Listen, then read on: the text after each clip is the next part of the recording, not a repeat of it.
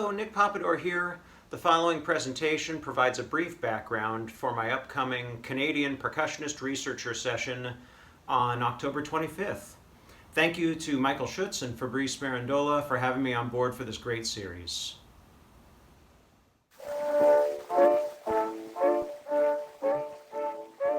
Klezmer, as a term for a musical genre, is a relatively recent construction for Jewish folk music styles dating back to at least the 16th century in Central and Eastern Europe.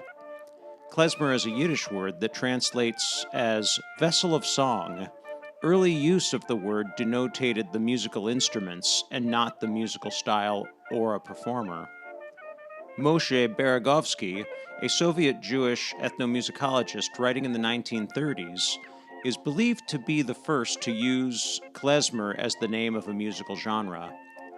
Beregovsky collected data on this music and its people from 1892 to 1961. He applied the name klezmer to the music in a similar manner that Celtic is applied to the repertoires in Irish music. For the purposes of this discussion, klezmer is defined as a secular Eastern European folk music originated by Ashkenazi Jewish musicians, although its musical materials are derived from the melodies and modes of the synagogue. Klezmer music originates in a region of Eastern Europe known as the Pale of Settlement.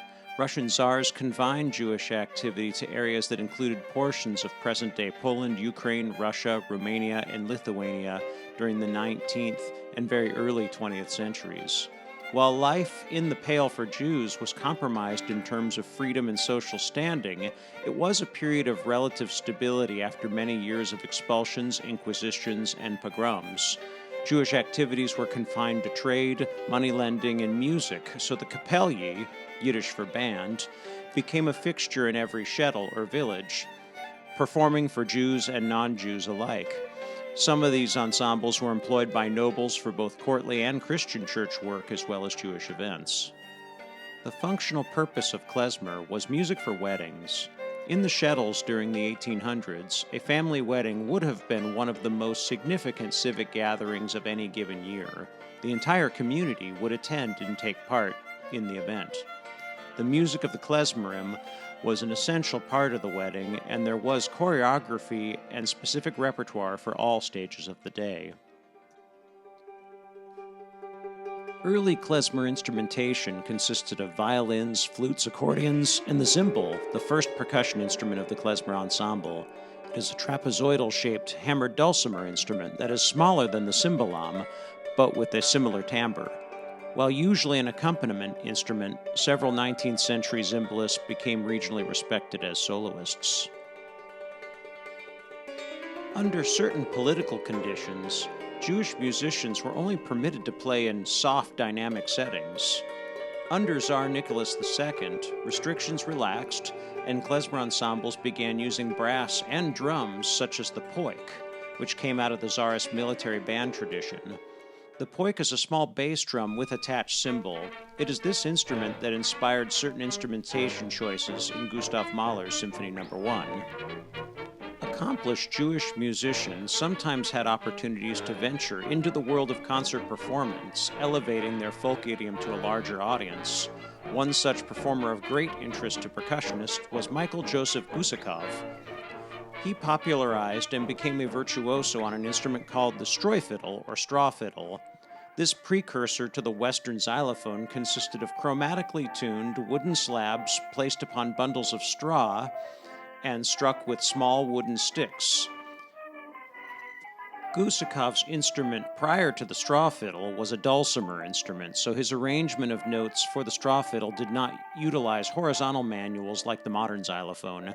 The configuration was similar to a dulcimer-type instrument where pitches ascended vertically away from the body. I don't believe it's a coincidence that when the first Western xylophones were introduced to the orchestra in works like Carnival of the Animals and Danse Macabre, that the four-row xylophones were also played in a dulcimer-like fashion. In the 1830s, Gusakov's international career flourished, with performance tours across Western Europe. Notable conductors and composers were aware of Gusakov's performances on the straw fiddle, including Felix Mendelssohn. Gusakov's performances on a xylophone prototype serve as a precedent for performing klezmer repertoire on the instrument without being viewed as an arrangement or a transcription. The great wave of immigration to North America for people of Jewish heritage took place between 1880 and 1924. This migration from the Pale of Settlement was spurred forward by the assassination of Tsar Alexander II, resulting in pogroms, anti-Jewish decrees, and expulsion. Jewish immigrants came in steady numbers to the U.S. and Canada until 1924, when immigration to the U.S. became more restricted.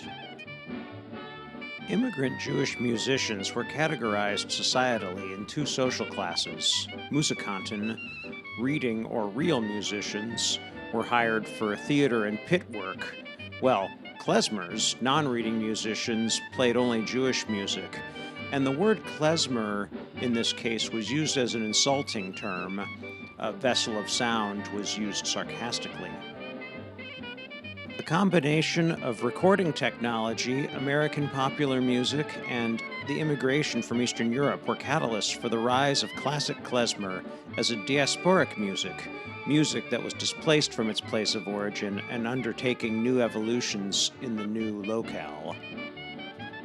North American klezmer music combined Eastern European folk music with aspects of concert band music and early jazz idioms. For example, Harry Candel's Philadelphia-based klezmer ensemble incorporated elements of John Sousa-style marches as well as influences of jazz. Candel's percussionist, Jacob "Jakey" Hoffman, is an important person in the klezmer percussion story.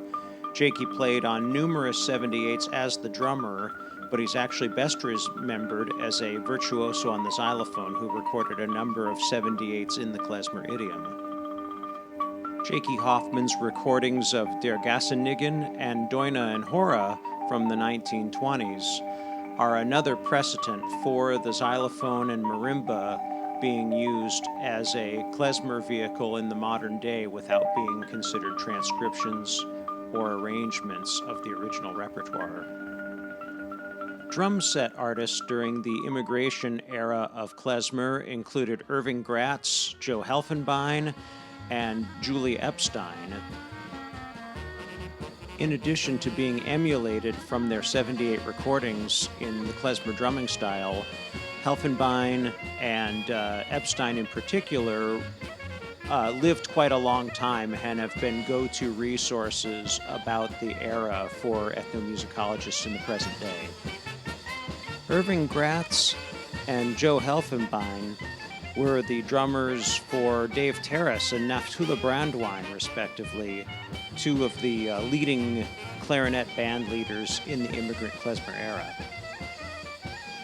The classic klezmer era wound down at the end of the 1920s. The United States passed the Immigration Act of 1924 that restricted entry into the country. Klezmer and Yiddish culture deteriorated in North America due to assimilation, and any last vestiges of klezmer in Europe were destroyed in World War II. After decades of dormancy in the public eye, klezmer music underwent a period of revival. The 1970s and 80s brought about a movement of ethnic pride among Ashkenazi Jews in North America. Israeli Jewish cultural influence was perceived by some to have eclipsed the actual heritage and experience of much of the North American Jewish population. Ultimately, there was a desire to rediscover the notion of Ashkenazi heritage and culture that spoke directly to its descendants. Revival-era artists included bands like the Klezmerim, Kapelye, the Klezmer Conservatory Band, and Brave Old World. Their recordings featured immigrant-era styled drum set playing and/or pre-immigration poik playing. Xylophone and marimba performances were also not uncommon on these recordings. The 1990s is now called by some a klezmer renaissance. There was enough widespread interest and enjoyment in the revival recordings that artists began using the medium to create new compositions not tied to traditional wedding repertoire, as well as stylistic fusions with other genres and expanded instrumentation. Renaissance artists include more purist ensembles such as Budowitz and the Joel Rubin Jewish Music Ensemble, to energetic and experimental artists such as the Klezmatics and even John Zorn's Masada Quartet. For the upcoming presentation on October 25th, we'll talk more about some of the Klezmer song forms such as the Freileichs, Hora, Untitled, and Doina, among others. Many of the common dance forms in Klezmer use this 3+3+2 version of 4/4. I've included a transcription of Elaine Hoffman-Watts's version of the Bulgar. Elaine is the daughter of Jakey Hoffman, the xylophonist.